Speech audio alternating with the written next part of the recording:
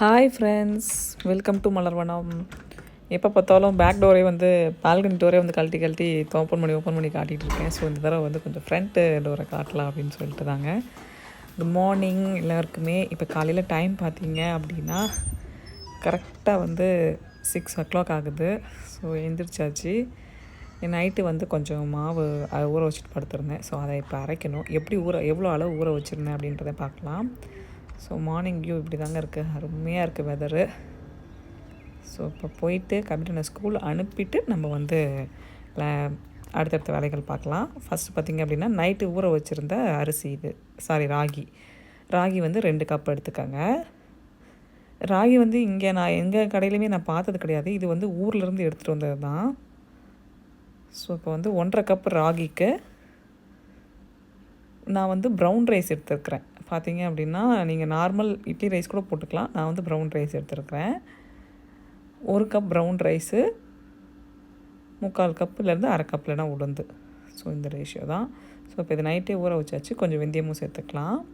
இப்போ இது நல்லா ஊறட்டும். ஊறினதுக்கப்புறம் காலையில் நம்ம அரைச்சிக்கலாம் அப்படின்னு சொல்லிட்டு ஊற வச்சிட்டேன். இப்போ காலையில் எழுந்திரிச்ச உடனே அதை அரைச்சி வச்சிட்டோம் அப்படின்னா நைட்டு டின்னருக்கோ இல்லை நாளைக்கு காலையிலேக்கோ ரெடி பண்ணிக்கலாம். ஃபஸ்ட்டு மாவு அரைச்சிருவோம்னு சொல்லிட்டு தான் இப்போ அரைச்சிட்ருக்கேன். ஒரு பக்கம் மாவு அரைச்சிட்ருக்கேன். இன்னொரு பக்கம் பார்த்திங்க அப்படின்னா காலையில் பிரேக்ஃபாஸ்ட் எல்லாமே எடுத்து வச்சுட்டு தான் இருக்கேன். ஸோ இப்போ இதை நல்லா உப்பு போட்டு கரைச்சி வச்சிடலாம். மாவு ரெடி ஆகிடுச்சு. அந்த பிளெண்டரில் போட்டதுனால ஜஸ்ட்டு ஒரு 1 டேக்கு வரும்னு வச்சுக்கோங்களேன். ஒரு வேளைக்கு சமைச்சு இட்லி ஊற்றுறதுக்கு. அப்படி இல்லை அப்படின்னா எக்ஸ்ட்ரா ஒரு 4 இட்லி வரும். அந்தளவுக்கு தான் அந்த மாவு இருக்கும். இது இருக்கட்டும். இப்போ நம்ம பிரேக்ஃபாஸ்ட் செய்கிற வேலையை பார்த்துடலாம். பிரேக்ஃபாஸ்ட்டுக்கு என்னென்னு பார்த்தீங்க அப்படின்னா இன்றைக்கி கம்பு அவல் தான். அதில் தான் உப்புமா செய்ய போகிறேன். நார்மல் அவல் உப்புமாவே தான். நம்ம ஒயிட் அவலில் செய்வோம் இல்லையா, அதே தான் அந்த கம்பு அவலில். அப்புறம் நான் அதை சொல்லியே ஆகணுங்க. கம்பு அவல் அப்படின்றதுனால என்னமோ தெரில, பயங்கர ஃபில்லிங்காக இருந்துச்சு. அதுக்கப்புறம் எதுவும் சாப்பிட்ணும் அப்படின்னு கூட தோணவே இல்லை. ரொம்ப நல்லா இருந்துச்சு. அதனால தான் சரி ஓகே ட்ரை பண்ணலாம் அப்படின்னு சொல்லிட்டு எடுத்து வச்சுருக்கேன். இதுக்கு முன்னாடியும் ஒரு தடவை செஞ்சுருக்கேன் நான். ஸோ இன்றைக்கி காலையில் பிரேக்ஃபாஸ்ட்டுக்கு இதையே செஞ்சிடலாம் அப்படின்னு சொல்லிட்டு தான் நான் எடுத்து வச்சுருந்தேன். ஸோ உருளைக்கிழங்கு, ஏன்னா அது கொஞ்சமாக சின்ன பாக்கெட்டாக தானே இருக்குது. கொஞ்சம் உருளைக்கிழங்கு காய்கறிலாம் போட்டுட்டோம் அப்படின்னா நமக்கு கொஞ்சம் 4 பேர் சாப்பிட்ற அளவுக்கு கரெக்டாக இருக்கும். அப்படின்றதுனால உருளைக்கிழங்கை பொடி பொடியாக கட் பண்ணி வேக வச்சுக்கலாம். ஃபஸ்ட்டு இந்த உருளைக்கிழங்கு வேகிறதுக்குள்ளார நம்ம அந்த பக்கம் வதக்கணும் அப்படின்னா நமக்கு கரெக்டாக இருக்கும். அதனால் மற்றதெல்லாம் அப்புறம் பார்த்துக்கலாம். இப்போ வெங்காயம் எடுத்து கட் பண்ணி வச்சுக்குவோம். நீங்கள் காய்கறி நிறையா போட்டிங்க அப்படின்னா அந்த ஒரு பாக்கெட் தாராளமாக 4 பேருக்கு போதும். கொஞ்சமாக இஞ்சி, பச்சை மிளகா, கருவேப்பிலை. ஃப்ரெஷ் கருவேப்பிலை என்கிட்ட இல்லை, அதனால் காஞ்சதை வச்சுருக்கேன். இப்போ உருளைக்கிழங்கு நல்லா வெந்துருச்சு. அதை வடிகட்டிக்கலாம். அடுத்தது பார்த்திங்க அப்படின்னா என்னோடய ஃபேவரட் கடாயை எடுத்து வச்சுட்டேன். ஃபேவரட்னு இதை சொல்ல வார்த்தையே இல்லை, அந்தளவுக்கு எனக்கு அது பிடிக்கும். இப்போ உருளைக்கிழங்கு ரெடி ஆகிடுச்சு. கடாய் சூடாகட்டும். கடாய் சூடானதுக்கப்புறம் ஒரு டேபிள் ஸ்பூன் இல்லைனா 1.5 டேபிள் ஸ்பூன் அளவுக்கு கடலெண்ணெய் இல்லைனா நல்லெண்ணெய் ஊற்றிக்கலாம். எண்ணெய் நல்லா சூடான உடனே கடுகு போட்டு பொரிய வச்சுக்கலாம். அடுத்தது கொஞ்சமாக உளுத்தம் பருப்பை போட்டுக்கலாம். அடுத்தது கொஞ்சமாக கடலைப்பருப்பும் போட்டுக்கலாம். கொஞ்சம் வேர்க்கடலை. இப்போ இது எல்லாமே நல்லா பொரியட்டும். அந்த கடலை இதில் இருக்கும்போது அது ஒரு மாதிரி கொஞ்சம் ரோஸ்ட்டும் இருக்கும், வெந்தும் இருக்கும். அது நல்லாயிருக்கும். ஆக்சுவலாக எனக்கு வேர்க்கடலை அவ்வளோவா அலர்ஜிங்க. நான் சாப்பிட மாட்டேன், தலை சுற்றும். ஆனால் இந்த மாதிரி டைமில் எனக்காக நான் அது போடாமல் இருந்தேன் அப்படின்னா நல்லா இருக்காது இல்லையா. ஸோ என்னோடய பிளேட்டில் வர வேர்க்கடலையை நான் எடுத்து இவங்களுக்கு கொடுத்துருவேன். நல்லா பொரியட்டும். கலர் நல்லா மாறணும். இந்த ஸ்டேஜில் கொஞ்சமாக பெருங்காயத்தூள் போட்டுக்கோங்க. பெருங்காயம் நல்லா பொரியட்டும். பொரிஞ்சதுக்கப்புறம் நம்மளோட பச்சை மிளகாய், இஞ்சி, கருவேப்பிலை அது எல்லாத்தையுமே போட்டுடலாம். நல்லா கலந்து விட்டுக்கலாம். இஞ்சி போட்டிங்க அப்படின்னாவே ஒரு வாசனை வருங்க. அற்புதமாக இருக்கும் அந்த வாசனை. அடுத்தது இப்போது நம்ம நம்மளோட அவலை ஊற வச்சிடலாம். நீங்கள் ஃபஸ்ட்டே ஊற வச்சிங்க அப்படின்னா கூழ் மாதிரி ஆகிடும். இது பார்த்திங்க அப்படின்னா கிட்டத்தட்ட 7 நிமிஷம் ஊற வச்சா கரெக்டாக இருந்துச்சு எனக்கு. நான் ஒரு 7 மினிட்ஸ் ஊற வச்சேன். இப்போ அடுத்து வெங்காயம் போட்டுக்கலாம். சின்ன வெங்காயம் இருந்துச்சு அப்படின்னா இன்னும் டேஸ்ட்டாக இருக்குங்க. உங்கள்ட்ட சின்ன வெங்காயம் இருந்துச்சுன்னா கண்டிப்பாக சின்ன வெங்காயம் போட்டுக்கோங்க. அடுத்தது இப்போ நல்லா ஊறிடுச்சு.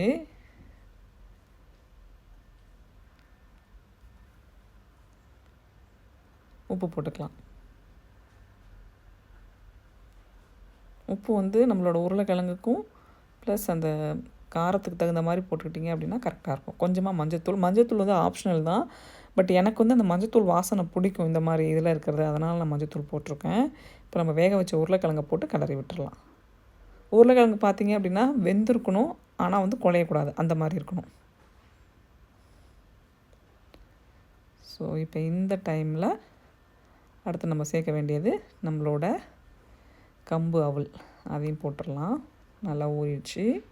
இது வந்து கூழ் மாதிரி ஆகலை, அதுதான் இதில் ஒரு நல்ல விஷயம். என்ன அப்படின்னா வந்து ரொம்ப நேரம் கொஞ்சம் நேரம் அதிகமாக ஆகிட்டா கூட கூழ் மாதிரி ஆகலை. ஸோ கரெக்டாக இருந்துச்சு. இப்போ அவ்வளோதான், கிளறி எடுத்துட்டோம் அப்படின்னா ரொம்ப ரொம்ப ஹெல்த்தியான ஒரு பிரேக்ஃபாஸ்ட் ரெடி ஆகிடுச்சு. கம்பு அவல் உப்புமா. உப்புமா அப்படின்னு சொன்னால் நம்மளால் நிறைய பேருக்கு பிடிக்காது.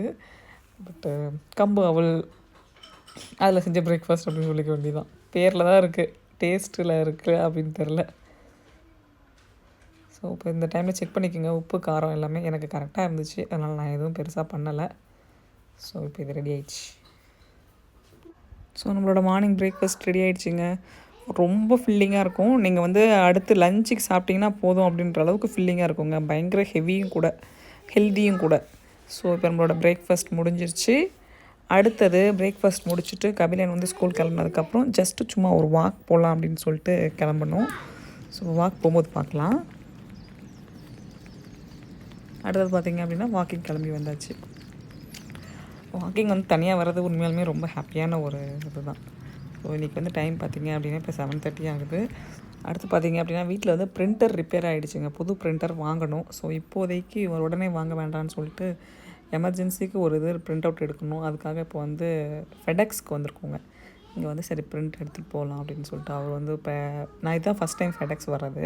இங்கே வந்து ரிட்டன் பண்ணிக்கலாம், ஸ்டேஷ்னரி ஐட்டம்ஸ்லாம் இருக்கும், அந்த மாதிரி வாங்கிக்கலாம். பிரிண்ட் அவுட் எடுக்கணும் அப்படின்னா எடுத்துக்கலாம். ஸோ அந்த மாதிரி இது ஒரு கடை தான். எல்லாமே இருந்துச்சு இந்த கடையில். ஆக்சுவலாக ஸ்டேஷ்னரி ஐட்டம்ஸ் எல்லாமே இருந்துச்சு. ஸோ அப்படியே கொஞ்சம் வித்தியாசமாக இருந்ததெல்லாம் எடுத்துகிட்டு இருந்தேன். அவங்க வந்து எக்ஸ்பிளைன் பண்ணிகிட்டு இருந்தாங்க, பாரு இப்படி ஒரு ஆப்ஷன்லாம் இருக்குது அப்படின்னு சொல்லிட்டு, என்ன மாதிரி பண்ணணும் அப்படின்னு சொல்லி எடுத்துகிட்டு இருந்தாங்க. இதுக்கு வந்து பார்த்திங்க அப்படின்னா 60 cents ஒரு பேப்பருக்கு. ஸோ நம்ம இப்போ நம்மளோட இதை சூஸ் பண்ணி கனெக்ட் பண்ணிக்கிட்டோம், அங்கேயே இருக்கும் அந்த இதோட கனெக்ட் பண்ணிக்கிட்டோம், ஒய்ஃபையோட கனெக்ட் பண்ணிக்கிட்டோம் அப்படின்னா நம்மளோட எந்த பேப்பர் பிரிண்ட் போடணுமோ அதை கொடுத்துட்டு சூஸ் பண்ணோம் அப்படின்னா அந்த பக்கம் பிரிண்ட் போட்டு வந்துடும். ஸோ ஈஸியாக வேலை முடிஞ்சிடும். பிரிண்டர் அந்த பேப்பர் வரதுக்காக வெயிட் பண்ணிட்டுருக்கேன், எந்த பக்கம் வரும், எந்த இடத்துல வரும் அப்படின்ட்டு. ஸோ இதெல்லாமே இந்த ஊரில் வந்து உண்மையாலுமே ஒரு நல்ல ஒரு என்ன சொல்கிறது, ஈஸி. நமக்கு வந்து எந்த ஒரு கஷ்டமும் இல்லாமல் ஒரு வேலை ஈஸியாக முடிகிற மாதிரி. இப்போ வீட்டுக்கு வந்தாச்சு. அடுத்தது வந்து லஞ்சு செய்கிறதுக்காக வந்து இன்றைக்கி வந்து லஞ்ச் என்னென்னு பார்த்தீங்க அப்படின்னா மொச்சக்கொட்டை பாவக்காய் புளிக்குழம்பு அதுதான் செய்ய போகிறேன். அதுக்காக வந்து ஒரு பேன் எடுத்துக்கோங்க, நல்ல 2 டேபிள் ஸ்பூன் ஊற்றிக்கோங்க. கொஞ்சமாக வந்து ஒரு டீஸ்பூன் அளவுக்கு வந்து மிளகு போட்டுக்கோங்க, வெந்தயம் போட்டுக்கோங்க, கொஞ்சமாக ஜீரகம் போட்டுக்கோங்க. இப்போ இது எல்லாமே நல்லா பொரியட்டும். பொரிஞ்சதுக்கப்புறம் நம்ம வெட்டி வச்சுருக்க சின்ன வெங்காயம் சேர்த்துக்கலாம். சின்ன வெங்காயம் கொஞ்சமாக லைட்டாக வதங்கி கலர் மாறினதுக்கப்புறம் பெருங்காயத்தூள் போட்டுக்கோங்க. இந்த பெருங்காயம் வந்து நான் வந்து இது ஊர்லேருந்து எடுத்துகிட்டு வந்த பெருங்காயம், பால் பெருங்காயம்னு சொல்லுவாங்க. இது ஃபஸ்ட்டே போட்டிங்க அப்படின்னா அது ஒரு மாதிரி கட்டியாக போய் நின்றுது. அதனால் நான் வந்து இந்த டைமுக்கு தான் போடுறது. இப்போ நம்மளோட பாவக்காய் போட்டு நல்லா வறுத்து எடுத்துக்கலாம். பாவக்காய் வந்து பார்த்திங்க அப்படின்னா நீங்கள் தனியாக கூட ரோஸ்ட் பண்ணிக்கோங்க. பட் இந்த மாதிரி வதக்குனீங்க அப்படின்னா அந்த கசப்பு வந்து கொஞ்சம் கம்மியாக இருக்கும். தனியாக ரோஸ்ட் பண்ணாலும் சரி, இப்படி ரோஸ்ட் பண்ணாலும் சரி, கசப்பு வந்து கொஞ்சம் கம்மியாகும். இப்போ நம்மளோட பூண்டு சேர்த்துக்கலாம். பூண்டு உங்களுக்கு நிறையா பிடிக்கும் அப்படின்னா நீங்கள் நிறையா கூட சேர்த்துக்கலாம். இப்போது தக்காளி பழம் போட்டுக்கலாம். தக்காளி பழம் போட்டுட்டு இது கரையாது அப்படின்ற கவலைலாம் தேவையில்ல. ஜஸ்ட்டு கிளறி விட்டுட்டு எப்பயும் சொல்கிற மாதிரி மூடி வச்சிங்க அப்படின்னாவே தக்காளி பழம் வந்து சீக்கிரமாக கரைஞ்சிரும். நம்ம போட்டு அதை தட்டணும், அழுத்தி விடணும் அப்படின்ற அவசியமே இல்லை. மூடி விட்டிங்க அப்படின்னாவே போதும். இப்போ வந்து தேவையான அளவுக்கு உப்பு சேர்த்துக்கலாம், கொஞ்சமாக மஞ்சள் தூள். அடுத்தது வீட்டில் அரைச்ச குழம்பு மிளகாய் தூள், ரெகுலராக யூஸ் பண்ணுற சாம்பாருக்கெலாம் யூஸ் பண்ணுவோம் இல்லையா, அதே மிளகாத்தூள் தான் அது. அதை போட்டு அந்த மிளகாத்தூளோட பச்சை வாசனை போகிற அளவுக்கு நல்லா வந்து கிளறி விட்டு எடுத்துக்கலாம். இந்த மிளகாத்தூளோட பச்சை வாசனை போயிடுச்சு அப்படின்னாவே நம்மளோட குழம்பு வந்து டேஸ்ட்டாக தான் இருக்கும். ஸோ இப்போ அதை மூடி போட்டு அந்த பச்சை வாசனை போகிற அளவுக்கு வந்து ஒரு 5 minutes அப்படி விட்டுடலாம். பச்சை வாசனை போனதுக்கப்புறம் நம்ம வேக வச்சுருக்கிற மொச்சக்கொட்டை, இது வந்து நான் முதல் நாள் நைட்டே ஊற வச்சுட்டு இன்றைக்கி வந்து எடுத்து போடுறது. இது பார்த்திங்க அப்படின்னா தெரியும், அழுத்தி பார்த்திங்க அப்படின்னா வெந்திருக்கணும், இந்த மாதிரி இருக்கணும். ஸோ இப்போ இது சூப்பராக ரெடி ஆகிடுச்சு. கிளறி விட்டுக்கலாம். இன்னும் நான் வந்து புளித்தண்ணி சேர்க்கலை, புளித்தண்ணி இன்னும் சேர்க்கணும். இப்போ ஒரு 5 மினிட்ஸ்க்கு அப்புறம் மிளகாத்தூளோட பச்சை வாசனை, அந்த உப்பு காரம் எல்லாம் அந்த மொச்சக்கொட்டையிலையும் நல்லா சேர்ந்துருச்சு. இந்த டைமில் நம்மளோட புளி தண்ணி வந்து சேர்த்துக்கலாம். நான் வந்து புளி பேஸ்ட் வந்து ஃப்ரிட்ஜில் வச்சுருப்பேன், அதை தான் இப்போ சேர்த்துக்கிறேன். 3 டேபிள் ஸ்பூன் அளவுக்கு எடுத்து போட்டுக்கோங்க. இது ஒரு ஸ்பூன் வந்து பெருசுன்றதுனால நான் 2 ஸ்பூன் போட்டிருக்கேன். கூடவே உங்களுக்கு எவ்வளோ தண்ணி இந்த குழம்புக்கு தேவையோ அந்த அளவுக்கு போட்டுக்கோங்க. இது வந்து புளி ஊற்றிட்டு நீங்கள் பண்ணீங்க அப்படின்னா புளி வந்து கொதித்து பச்சை வாசனை போகிற அளவுக்கு பண்ணணும். பட் இந்த புளி பேஸ்ட் வந்து ஆல்ரெடி பச்சை வாசனை போயிடுச்சு அப்படின்றதுனால காய் வேகிற அளவுக்கு அது கொதிச்சுதுன்னா போதும்.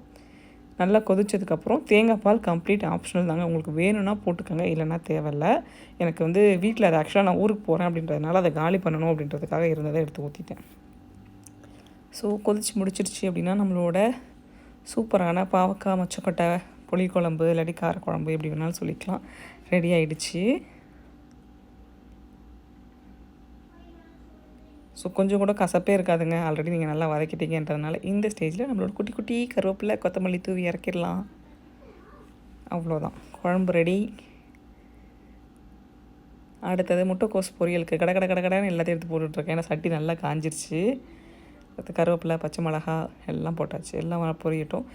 முட்டைக்கோஸ் கூட பார்த்திங்க அப்படின்னா நான் துருவி தான் வச்சுருந்தேன். இப்போ அதை தான் எடுத்து டக்குன்னு போட்டுக்க போகிறேன்.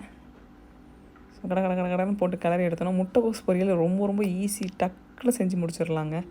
ஒரு 3 மினிட்ஸில் ஒரு பொரியல் செய்ய முடியும் அப்படின்னா அது முட்டைக்கோஸ் பொரியல் தான். அது உங்கள் கடாய் இரும்பு கடாயாக இருந்துச்சு அப்படின்னா 3 to 4 மினிட்ஸ்க்கு மேலே உங்களுக்கு அந்த பொரியல் அதில் இருக்கிறதுக்கு நீங்கள் அடுப்பு பற்ற வச்சு வதக்கணுன்ற அவசியமே இல்லை. அதோட சூட்டில் இருந்துச்சு அப்படின்னாவே போயிடும். அவ்வளோதான். இப்போ தேங்காயும் சேர்த்தாச்சு, இறக்கியாச்சு. பசி வயிறு கவான்னு கிள்ளுது, நம்ம சாப்பிட ஆரம்பிச்சிடலாம். பிளேட் எடுத்துக்கலாம். இன்றைக்கி ஒயிட் ரைஸ் தான் செஞ்சுருக்கேன், ஒயிட் ரைஸ் எடுத்துக்கலாம். நம்மளோட மொச்சக்கொட்டை பாவக்காய் புளி குழம்பு ஊற்றிக்கலாம். அட்லீஸ்ட் 15 days ஒன்ஸாவது நீங்கள் பாவக்காய்லாம் சேர்த்துக்கணும். இல்லை அப்படின்னா அந்த வயிற்றில் இருக்கிற பூச்சி வந்து நம்ம சாக்லேட்லாம் இனிப்பெல்லாம் சாப்பிட்றோம் இல்லையா, அதுவும் அது நம்மளுக்கு கெடுதல் கொடுக்கும். ஸோ வந்து 15 days ஒன்ஸாவது அட்லீஸ்ட் இந்த பாவக்காய்லாம் நம்ம சாப்பிடுவோம். நைட்டு டின்னருக்கு பார்த்தீங்க அப்படின்னா ஓட்ஸ் அடை தான். இதோட ரெசிபி இதுக்கு முன்னாடி வந்திருக்கும், அப்படி இல்லைன்னா இனிமேல் வர வீடியோவில் வரும். ஸோ அவ்வளோதாங்க, இந்த டேவை நான் இதோட முடிச்சுக்கிறேன். உங்களுக்கு இந்த வீடியோ பிடிச்சிருந்துச்சு அப்படின்னா மறக்காமல் நம்ம சேனலை சப்ஸ்கிரைப் பண்ணிக்கோங்க. அடுத்த வீடியோவில் பார்க்கலாம். பாய்.